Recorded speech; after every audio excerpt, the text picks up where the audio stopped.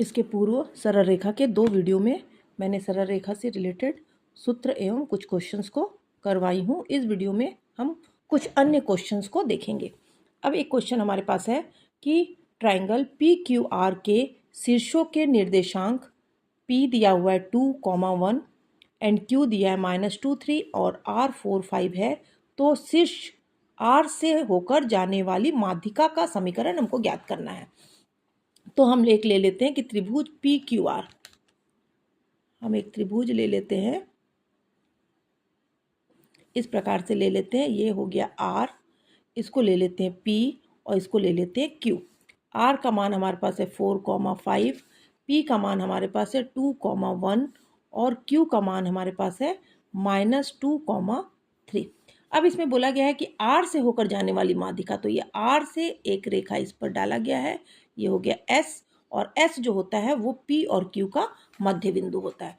तो हम यहाँ लिख लेंगे कि मान लो हम सबसे पहले हमारे पास क्या दिया है, पूरा चीज़ हम यहाँ लिख लेंगे। यहाँ पर हमारे पास P दिया हुआ है 2,1, Q दिया है -2,3, R दिया है 4,5।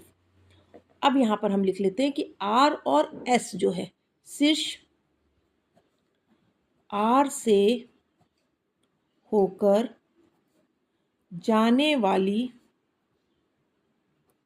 माध्यिका है। हमारे पास क्या है, ये R से होकर जाने वाली माध्यिका है। अब हम देखते हैं, हमको निकाल लेते हैं S का निर्देशांक। S का निर्देशांक, तो S जो है वो क्या है, P और Q के बीच का मध्य बिंदु है। तो मध्य बिंदु है तो दोनों को हम लिख लेंगे। पहला क्या है x1, ये x1 x2, तो ये हो जाएगा 2 - 2/2 कॉमा वो हो जाएगा 1 - 3/2, 1 - 3/, नहीं, अच्छा हम लोगों को क्या करना है, प्लस करना है ना, x1 x2/2 होता है, तो दोनों को पहले जोड़ना है, तो इसलिए 2 - 2/2 और 1 + 3/2, तो ये हो जाएगा 0 और ये हो जाएगा 4/2 मतलब 2। तो हमारे पास S का निर्देशांक मिल गया 0 और 2। और अब हमको माध्यिका क्या है, RS, तो RS का समीकरण हमको निकालना है। तो दो बिंदु से होकर जाने वाली रेखा का समीकरण का सूत्र क्या होता है, y - y1 = m ले लेते हैं, या y2 - y1 x2 - x1 और x - x1। तो हमारे पास R का पॉइंट क्या है, R पॉइंट हमारे पास है 4 और 5 और S है 0 और 2। तो हम यहाँ लिख लेते हैं कि x1 = 4 और x2 = 0, y1 = 5 और y2 = 2। इस प्रकार से हमने सारी वैल्यू को लिख लिया है। अब इस सूत्र में रख लेते हैं, y - y1, y1 हमारे पास कितना है 5, बराबर y2 कितना है, y2 है 2 - 5 x2 कितना है 0 - 4 और x - x1 कितना है 4। तो इस प्रकार से हम देख लेते हैं, y - 5 = -3 - 4 और x - 4, तो ये माइनस और माइनस प्लस, तो ये हो जाएगा y - 5 = 3/4 x - 4, क्रॉस मल्टीप्लाई कर दो, ये हो जाएगा 4y - 20 = 3x - 3 4 = 12। तो इस प्रकार से हो गया। अब इसको इक्वेशन को हम चाहे तो लिख सकते हैं, हमारे पास हो जाएगा 3x - 4y, 3x - 4y और ये -20 है, +20 इधर आके क्या हो जाएगा 8 = 0। तो हमारे पास सरल रेखा का समीकरण मिल जाएगा 3x - 4y + 8 = 0। तो इस प्रकार से इस क्वेश्चन को हम सॉल्व कर सकते हैं। नेक्स्ट क्वेश्चन हमारे पास, इसमें एक और क्वेश्चन हम देखेंगे। हम एक क्वेश्चन देख रहे हैं कि बिंदु 2√3 से होकर जाने वाली और x अक्ष से 75 डिग्री के कोण झुकी है, तो सरल रेखा का हमको समीकरण ज्ञात करना है।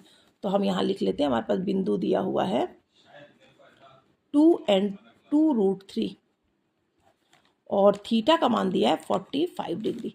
तो ये हमारे पास x1 = 2 है और y1 = 2√3 3 है।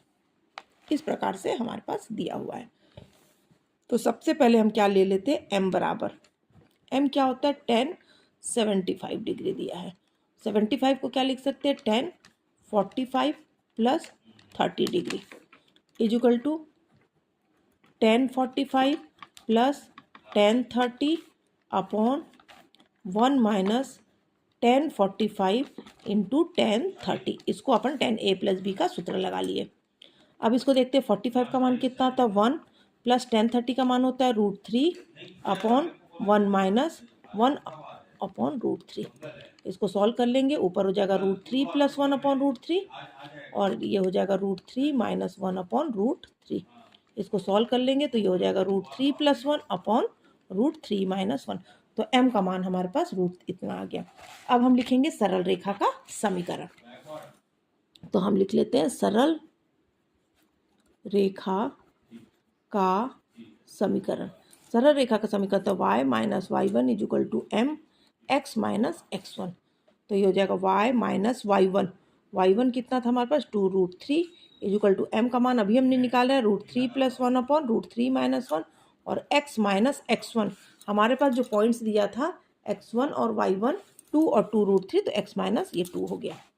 अब इसको हम सॉल्व कर लेंगे तो ये हो जाएगा y माइनस 2√3 और ये हो जाएगा √3 माइनस 1 इजुकल टू √3 प्लस 1 और x माइनस 2। तो इसको मल्टीप्लाई करेंगे तो ये हो जाएगा √3 minus 1 into y minus 2√3 into √3 minus 1।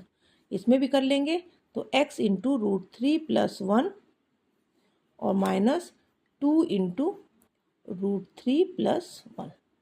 तो इस प्रकार से हम चाहे तो अब सॉल्व कर सकते हैं, अंदर सॉल्व कर सकते हैं, मल्टीप्लाई कर सकते हैं। ये हो जाएगा √3y minus y equal to इतना प्लस x। चाहो तो इतना तक भी लिखकर हम इसको छोड़ सकते हैं क्योंकि y के फॉर्म में है, y है और ये x वाला है और ये दोनों चीज़ जो है कांस्टेंट में है। तो इसको अपन क्या कर सकते हैं, इसको लिख सकते हैं कि x इंटू √3 प्लस 1, इसको इस तरफ ला लेंगे तो ये हो जाएगा minus √3 minus 1 into y equal to यहाँ क्या बचा है माइनस 2 इंटू √3 प्लस 1 और ये हो जाएगा इधर आके हो जाएगा प्लस 2√3 इंटू √3 माइनस 1। इसको और चाहे तो सॉल्व कर सकते हैं, x √3 plus 1 minus √3 minus 1 into y equal to ये हो जाएगा माइनस 2√3 माइनस 2 और ये हो जाएगा प्लस 2 इंटू √3 इंटू √3 3, तो 2 3 जा 6 और माइनस 2√3। इस प्रकार से हो जाएगा और माइनस ये माइनस 4√3 प्लस 4 हो जाएगा। तो इसको अपन लिख सकते हैं x √3 plus 1 minus √3 minus 1 into y equal to 6 में से 2 गया 4 माइनस 4√3। तो इस प्रकार से ये समीकरण का इक्वेशन हो सकता है।